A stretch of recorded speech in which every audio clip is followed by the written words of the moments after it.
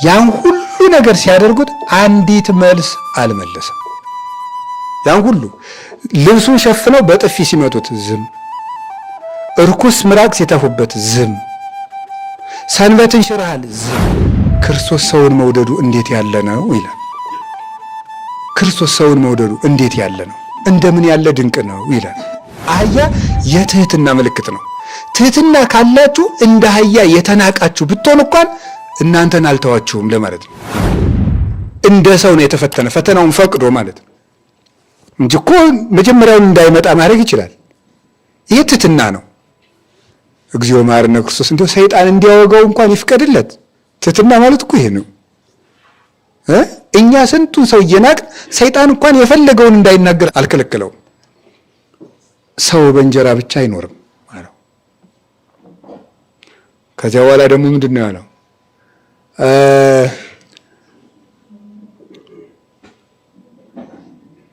እንደው የእግዚአብሔር ልጅ ከሆንክ እባክህን ራስህን ወደ ገደል ወርውር አለው።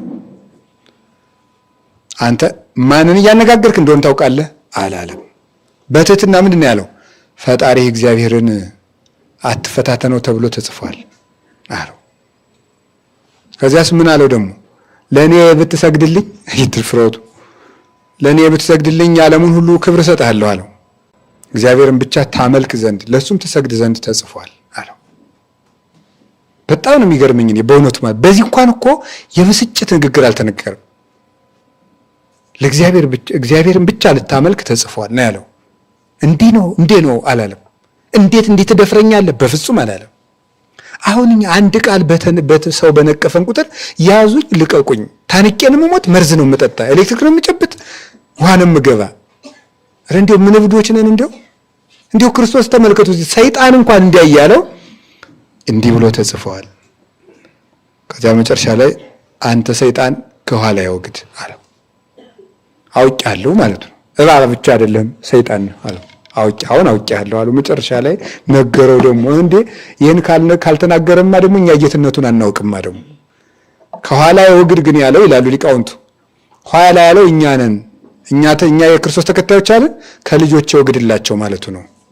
ስለዚህ ክርስቶስን ለሚያምኑ ሁሉ ነው ይሄንን ሰይጣንን የከለከለላቸውን። አሁን እኛ ትንሽ ጸለየንም ጾመንም ይሁን ብቻ በቸርነቱ ንስሐ ገብተን አጋንንት ከራቁልን በዚህ ትእዛዝ ነው የሚርቅልን፣ ከልጆች ወግድላቸው ስላለው ማለት ነው። ይህንን ተፈትኖ ሄደ። ዕውቀትን አሁን ለሰው ለምእመናኑ ዝም ብሎ ለሐዋርያትም አንተ ምንድን ነው የምትፈልገው? ዕውቀት ነው በቃ አድሮብሃል ማለት ይችላል። ግን ወጥቶ ወርዶ እንደ መምህር ነው ያስተማረ። ማስተማሩ ራሱ ትትና ነው ይውላችሁ። እንደወጡ ገባችሁ እያለ ዝም ብሎ ዕውቀት እንዲገባቸው እኮ ማር ይገባ። አሁን እንደ የኛ ዘመን ተማሪ አለ እንዲህ የሆነ ነገር ጠጥቼ ዕውቀቱ ይገለጽልኝ ነው። ክርስቶስ ማን ያደረገም ወጥቶ ወርዶ ገብቷቸዋል እያለ አምላክ መስሎኝ ዝም ብሎ ጴጥሮስ ልብ ይከፈትልህ ቢለው አይከፈትም። አሁን አንዳንድ ጊዜ እኛ ምን እንላለን? እንዲሁ እግዚአብሔር ዝም ብሎ ቢከፍትልኝ እንደው ምን ጨነቀው? እዲሁ ምን አለ እንደው እኔ ላመሰግንበት እኮ ነው እንላለን። እና ጴጥሮስ ሊረግምበት ነው። ለምን አይገልጽለትም? ለፍታ አጥና ነው ያለው። እሱም ለፍቶ ነው ያስተማረ ወጥቶ ግሮ። እናንተ ልባችሁ የደነዘዘ ባለፈው እንዲህ አላልኳችሁም እያለ እየለፋ እንደ ምድራዊ መምህር ማለት ነው። እንደው እኮ ይገርማችኋል እኮ። እኔ የሚገርመኝ እሱ ነው። ምን አለፈው ዝም ብሎ ጴጥሮስም እንደዚህ ያለውን አስተምር አንተም እንዲህ ያለ ብሎ ዝም ብሎ በዚህ በጆሮ እኮ ቢለው እኮ ዝም ቢልም እኮ ይገለጽላቸዋል። ግን ወጥቶ ወርዶ እንደ መምህር በትህትና አስተማረ። እንደ መምህር ለዚያውም ክብር አልተሰጠውም። ቆሎ አልቆሉለት፣ ውሃ አልቀዱለት። ይልቁን ምን አደርጉለት? አስተምሮ ሲጨርስ ድንጋይ ያነሱለት። ይህንን ያደረጉለት ማለት ነው። ለመምህራን የሚገባው ክብር እንኳን አንድ ቀን ተሰጥቶት አያውቅም። እኛ ዛሬ የሌለንን አቦ እየተቀበልን እሱ አንድ ቀን ተናግሮ ሲጨርስ ወነሱ ከመ ይውግርዎ ሊወግሩት ድንጋይ ያነሱ። ጭራሽ የሚገርመው ምንድነው ያሉት የነበር ጋኔን አለብህ። አይገርማቸውም? እኔ እንደው መድኃኒዓለም ልብ ይስጠን መድኃኒዓለም። ለምን እንዲህ ተብዬ ተሰድቤ ምንለውን ማለት ነው።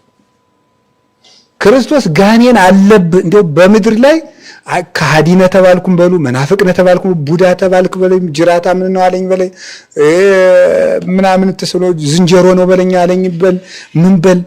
ክርስቶስ ጋኔን አለብህ ተብሎ የተሰደበውን ያህል ትሰደባላችሁ እናንተ? ይሄን የሚያህል ስድብ የማን ስድብ? በዓለም ላይ ያለው 7 ቢሊዮን ህዝብ አንዱ ነው ቢሰደብ የክርስቶስን ይችን ስድቡን አንዲቱን አታክልም። እንዴት የመላእክት አምላክ ጋኔን አለብህ ይባላል? ይሄን እንኳን ችሏል። የፍጹም ትሕትና ነው። እንዴት ጋኔን አለብህ ሲሉት ዝም አለ? አንደበቱ ሶበ ይጼልዎ ይጻሎሙ ሶበ ይሐምምዎ ይተቀየሞሙ ነው ያለ ቅዱስ ያሬድ። ነዚየኑ ሂሮተ ለአምላክ ትሕትና ወይዋሃተ፣ የአምላካችን ትሕትናውን እንናገራለን። እንዴት አለ? ሶበ ይጼልዎ ይጻሎሙ፣ ሲሰድቡት መልሶ አልተሳደበምና ይላል። ሲሰድቡት መልሶ አልተሳደበምና እንኳን ሊሳደብ ጋኔን የለብኝም እንኳን አላላቸውም። ምን በስራ ነው የሚገልጻቸው። እኔ በአጋንንት አለቃ አጋንንትን የማወጣ ከሆነ ልጆቻችሁ እንግዲህ በማን ያወጣሉ ብሎ ብቻ ነው የመለሰላቸው።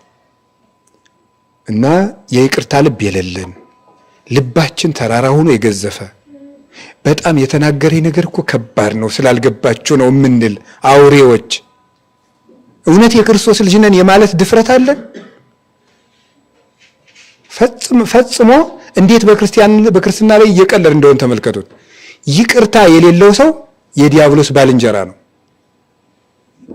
ክርስቶስ እንዲህ እየተባለ እንኳን ችሏል። እኔ በሕይወቴ ዘመን ሁሉ አልታረቅም ብላችሁ ምክንያት የምታቀርቡ ሰዎች የምታቀርቡት ምክንያት ሁሉ በፍጹም ውሃ ያነሳም። ምነግራችሁ ይሄንን ነው። ለምን ይሄንን የሚያህል ስድብ አልተሰደባችሁም? እኛሳ ወራዶች ኃጢአተኞች ነን። ክርስቶስሳ ምንም ሳይኖርበት ጋኔን አለበት ተባለ። ክርስትና ይሄን ማሰብ ነው።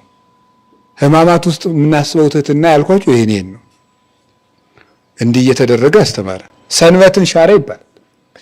የኃጥአን ወዳጅ ነው ይባላል። የመንግስት ከዳተኛ ነው ይባላል። ቄሳርን የካደ ሰው ነው ይባላል። ሁሉን ስድብ ሁሉ ተቀበለ። የጠራቢ ልጅ የዮሴፍ ልጅ ይባላል። የአምላክ ልጅ ማለት ነው። ይሄ ቀላል ስድብ እንዳይመስላችሁ። ለአምላክ የጠራቢ ልጅ፣ የእግዚአብሔር ልጅን የጠራቢ ልጅ፣ የድንግሊቱን ልጅ የጠራቢ ልጅ፣ በድንግልና የተወለደውን የባለትዳር ልጅ ነው። እስቲ አሁን ክርስቶስ የታማውን ያህል ማን ታምቷል? እሱ የተሰደበውን ያህል ማን ተሰድቧል? ስለዚህ ለዚህ እኮ ነው ቅዱስ ጴጥሮስ አሁን ኢታንክርዋ ለእንተ ትመጽአክሙ መከራ ከመ ዘነኪር፣ ወንድሞቻችን ፈተና በመጣባቸው ጊዜ እንደ ድንቅ ነገር አታድንቁት ያለ ለዚህ ነው። ክርስቶስኒ ሀደገ ለክሙ ማይተቦ ከመ ትዝልው አሰረ ዚአሁ፣ ክርስቶስም እኮ ፍልጋውን ልትከተሉ አለ፣ የእሱን ፍኖት ልትከተሉ ፍለጋውን ትቶላችኋል። ስለዚህ መከራ በመጣችሁበት ጊዜ ብቻችሁን እናንተ እንደተፈተናችሁ አድርጋችሁ አታድንቁ ያለው ለዚህ ነው። ቢያንስ ከዚህ ሕማማት በኋላ ስድብ የመታገስ ሐሜት የመታገስ እርቅ የሚታረቅ ልብ እንዲኖረን ራሳችን ብንሰራ፣ ካልሆነ ግን ይውላችሁ ወጥቶ ለማይሞቃት ሰው ፀሐይ መውጣቷና መግባቷ ጥቅም የለውም። ውሃ ለማይጠጣው ሰው መፍሰሱ ጥቅም የለውም። ሳምባው ወጥቶ ለወደቀ ሰው ነፋስ መንፈሱ ጥቅም የለውም። ለማይታረቅ ሰው ሕማማት መጣ አልመጣ ጥቅም የለውም። ልቡ ተራራ ሆኖ ለማይመለሰው ምን ያደርግለታል? ይሄ ሕማማት የሚያስተምረን ትሕትና ነው። የዘረኝነቱ ትዕቢት፣ የጎጠኝነቱ ትዕቢት የኛ እንትን እንደው እንዴት አድርጋችሁ ባያችሁት። አሁን እዚህ የኛ ዘር ነው ጀግና እያልክ ክርስቲያን አልቀረብንም። እንደው ክርስቲያን ዘረኛ ሆነ ክርስቲያን ማለት እኮ እንደ ክርስቶስ ማለት እኮ ነው። የክርስቶስ ይቅርታ ሳይኖረን ዘረኛ ሆነ ክርስቲያን እንዴት ትሆናለህ? በፍጹም ልብና ኩላሊትን ይመረምራል እግዚአብሔር። ወንድሞቻችን አስተውሉ፣ እግዚአብሔር አይዘበትበትም ይላል ቅዱስ ጳውሎስ። እግዚአብሔር አይዘበትበትም። እና ዘመዶቼ ትልቁ ነገር ይቅርታና ትሕትና ነው።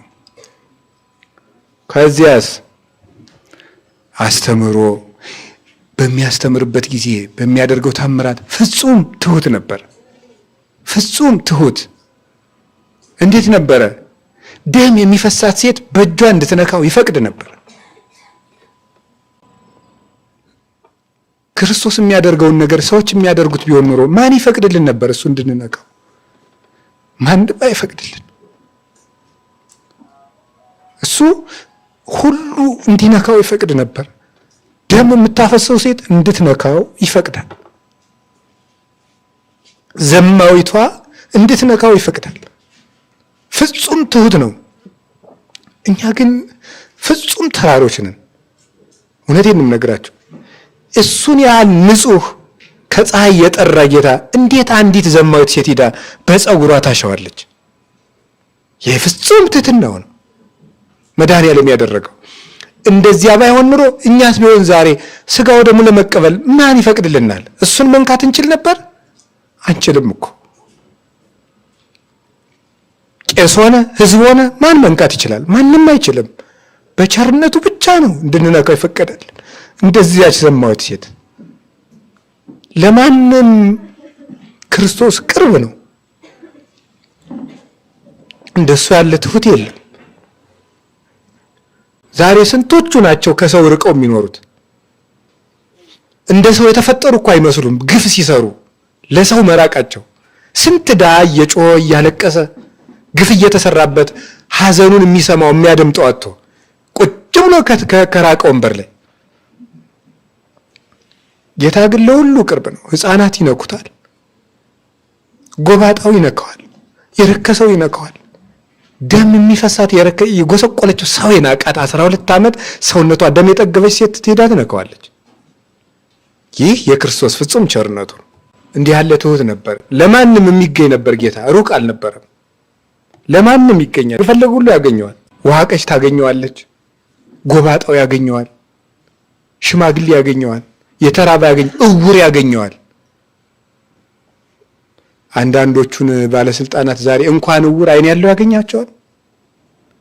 ክርስቶስን ግን እውር ያገኘዋል። በእውር መንገድ ባለስልጣን ተሄዶ ይገኛል። በእውር አጓጓዝ ክርስቶስ ሲያልፍ ማቴዎስ 29 ላይ ምንድን ነው? የዳዊት ልጅ ሆይ ማረን። ምን አደረገ? እውር ስለሆኑ ሩጠው እንደማይደርሱበት ስለሚያውቅ ሰው ቤት ገብቶ ነው የቆያቸው። ጌታ ለማንም የሚገኝ ነው። በሆሳዕና ዕለት ያደረገውን ሰማችሁ እንግዲህ ተምራችኋል ሁላችሁ። ለመጓጓዣ የመረጠው አህያን ነው። ፈረስ አይመርጥም እንዴ? ተጽዕነ ላለ ኪሩቤል ወሰረረ በክነፈ ነፋስ። በኪሩቤል ጀርባ ላይ ተጭኖ ይመሰገናል፣ ወይም እዚያ ላይ ኖሮ ይመሰገናል። በነፋሳት ክንፍ ተጭኖ በረረ ይላል ቅዱስ ዳዊት መዝሙር 17 ላይ። ረቂቅ ነው ለማለት ነው፣ አይመረመርም ነው። በነፋሳት ተጭኖ የሚበር አምላክ እንዴት በአህያ ላይ ይሄዳል ዛሬ? ይሄ ነው። ለዚህ ነው ኦደ ሆሳዕና ያርኢ ትሕትና ያለው ቅዱስ ያሬድ። ለዚህ ነው ትሕትናውን ያሳይ ዘንድ በአህያ ዞረ ቤተ መቅደስን። በአህያ ዞረ። ምን? ትሕትናውን ሊያሳይ። ሆሳዕና ትሕትናውን ያየንበት ነው። ይሄም ማለት ምን ማለት ነው? አህያ ላይ የሄደው ለምንድን ነው?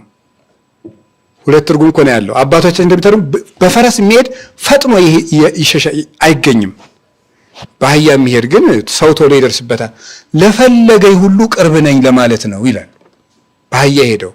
ሁለተኛ ከመእድግት ነፍስቶሙ ለመሃይምናን እንዲል ይላሉ። እንደ አህያ ብትሆኑም ቢሆን በእናንተ አድሬ እኖራለሁ ለማለት ነው። እንደ አህያ ትሕትና ካላችሁ፣ አህያ የትሕትና ምልክት ነው።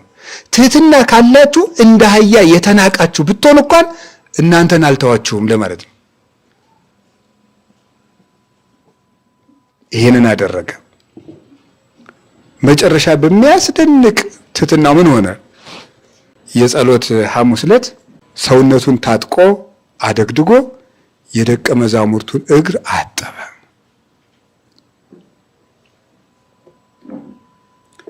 አንከሩ ሐራ ልዑላን እለ እያስተርእዩ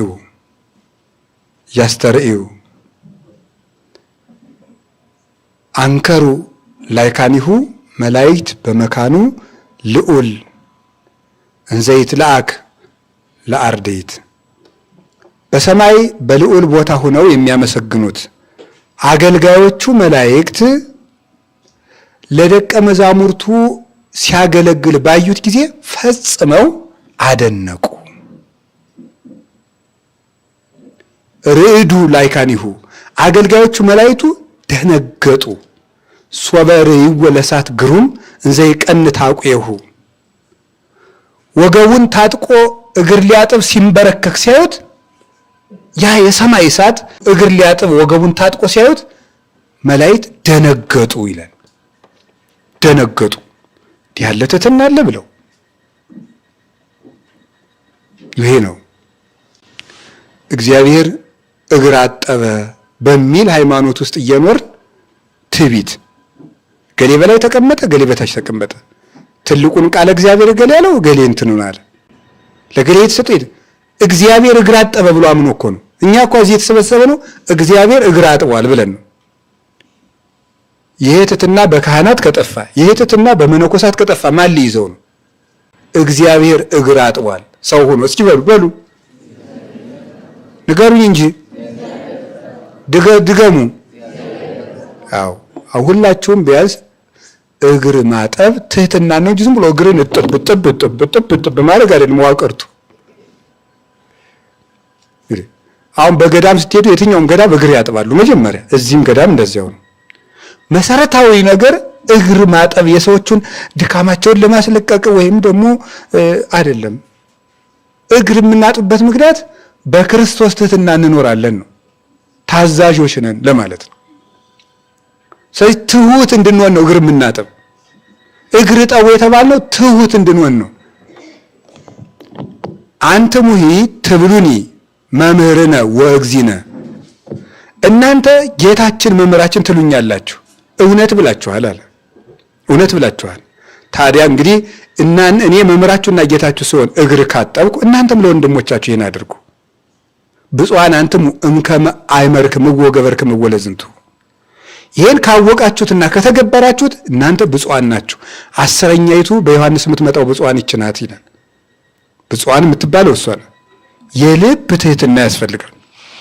እና ዋናው ዘመዶች እንዲሁ አሁን ይሄ የሞተ ሃይማኖት የሚባለው ለዚህ ነው። ዋናውን ነገር ትቶ በስርዓት ጭው ማለት ጉዳይ አይደለም። ስርዓተ ቤተክርስቲያን፣ ስርዓተ ምንት፣ ስርዓተ ቅዳሴ፣ ስርዓት የልብ ትሕትና ነው የሚቀድመው። ትሕትናና ፍቅር መሰረታዊ ነገሮች ናቸው።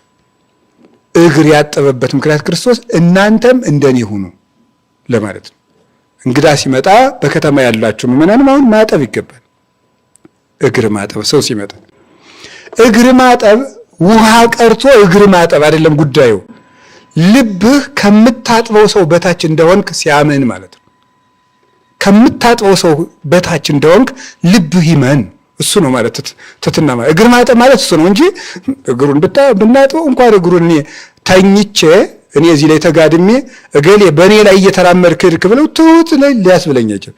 ጉዳዩ ሳትሆን ልብ ነው።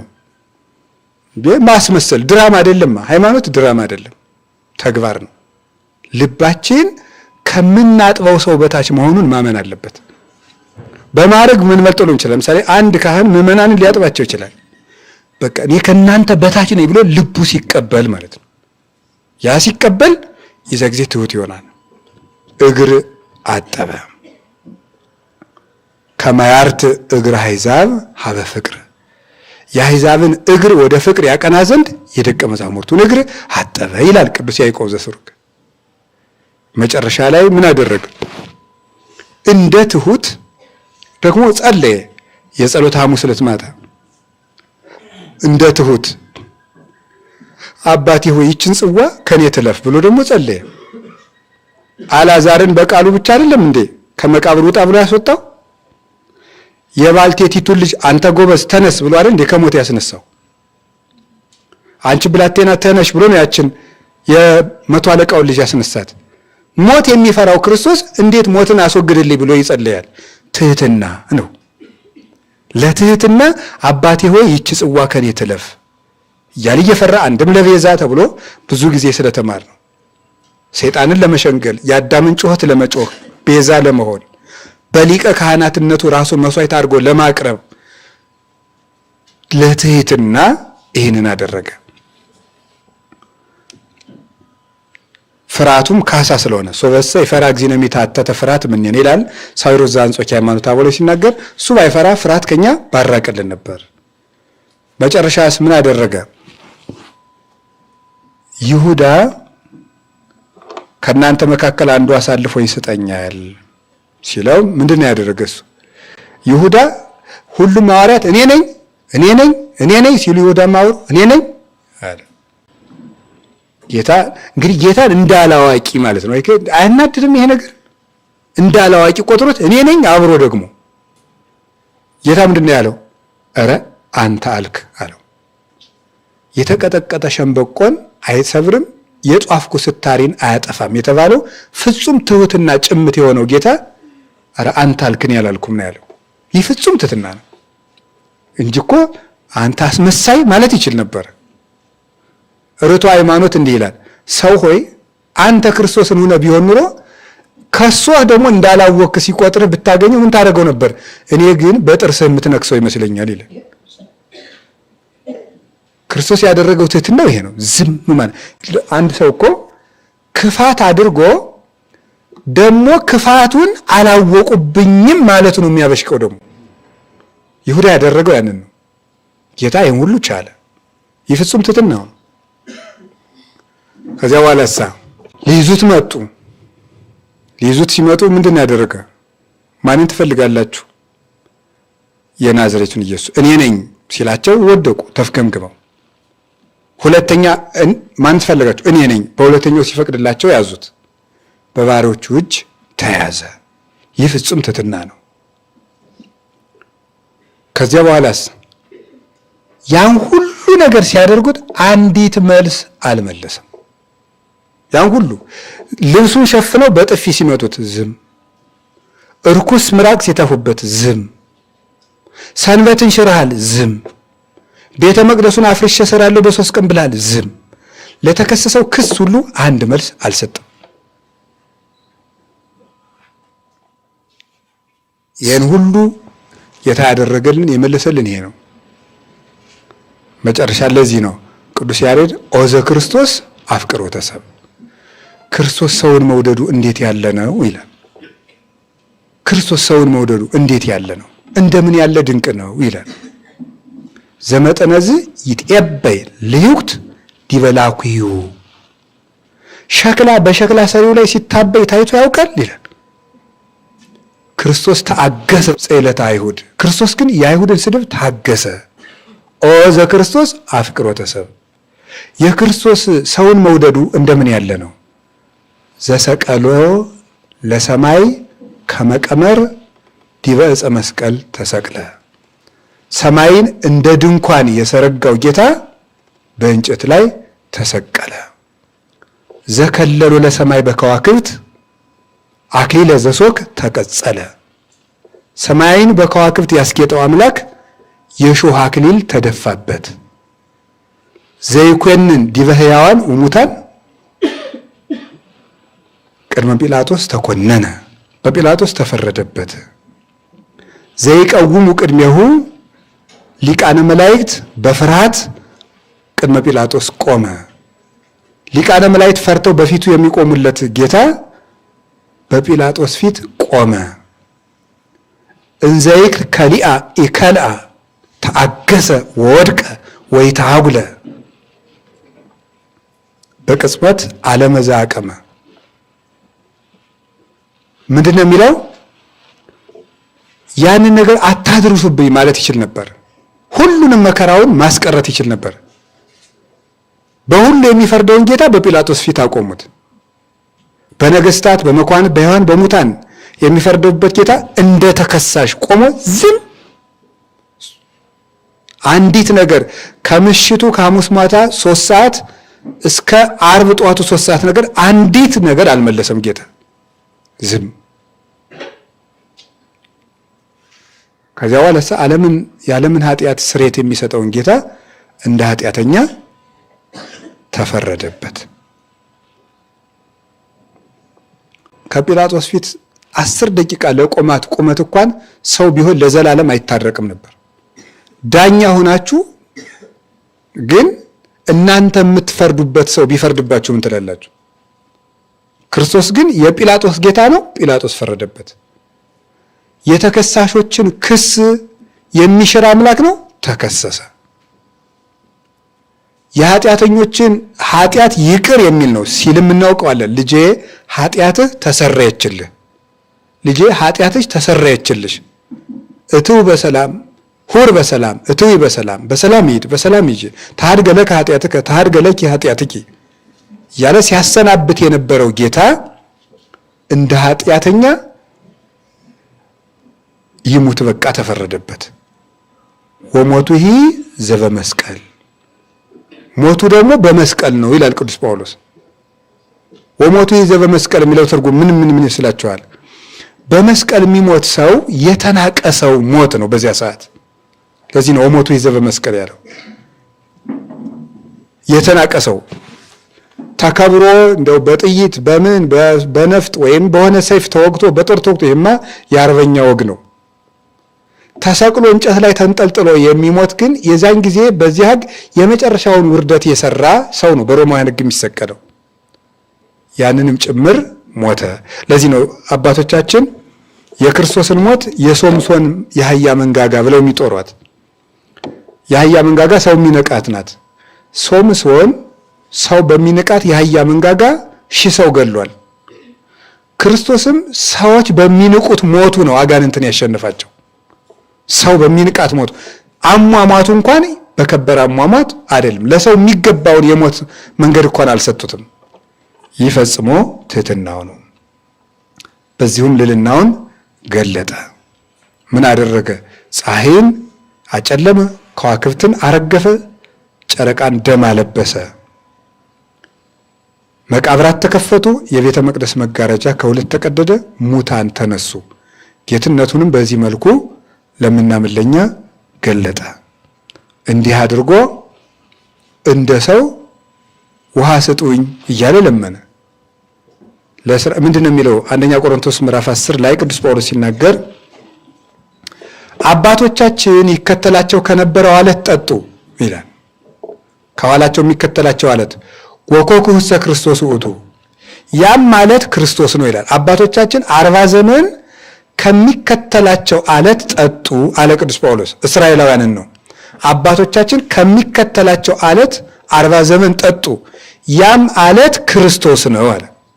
ልብ በሉ፣ ያም ማለት ክርስቶስ ነው። የዮሐንስ ወንጌል ምዕራፍ 2 ላይ ስትመለከቱ ደግሞ ሰዎች ጠጅ ቢያልቅባቸው ውሃውን ምን አደርጉታል? የወይን ጠጅ አድርጎ አጠጥቷል።